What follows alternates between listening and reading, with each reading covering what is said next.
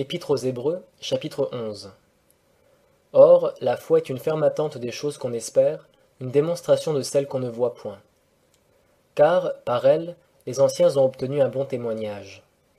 Par la foi, nous savons que le monde a été fait par la parole de Dieu, de sorte que les choses qui se voient n'ont pas été faites de choses visibles. Par la foi, Abel offrit à Dieu un plus excellent sacrifice que Caïn. À cause d'elle, il fut déclaré juste, Dieu rendant témoignage à ses offrandes. Et quoique mort, il parle encore par elle. Par la foi, Enoch fut enlevé pour qu'il ne vît point la mort, et on ne le trouva plus, parce que Dieu l'avait enlevé. Car avant qu'il fût enlevé, il avait obtenu le témoignage d'avoir été agréable à Dieu. Or, il est impossible de lui être agréable sans la foi, car il faut que celui qui s'approche de Dieu croie que Dieu est, et qu'il est le rémunérateur de ceux qui le cherchent. Par la foi, Noé, divinement averti des choses qu'on ne voyait point encore, fut rempli de crainte et construisit une arche pour le salut de sa famille. Par elle il condamna le monde et devint héritier de la justice qui est selon la foi.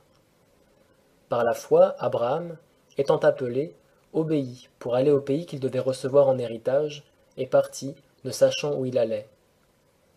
Par la foi, il demeura dans la terre qui lui avait été promise, comme dans une terre étrangère, habitant sous des tentes, avec Isaac et Jacob, les cohéritiers de la même promesse.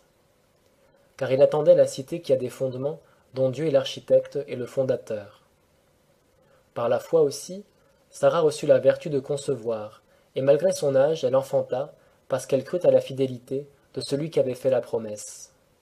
C'est pourquoi d'un seul homme, et qui était déjà affaibli, il est né une multitude aussi nombreuse que les étoiles du ciel, et que le sable du bord de la mer, qui ne se peut compter.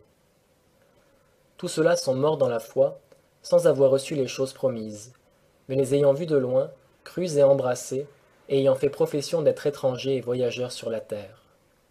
Car ceux qui parlent ainsi montrent clairement qu'ils cherchent une patrie.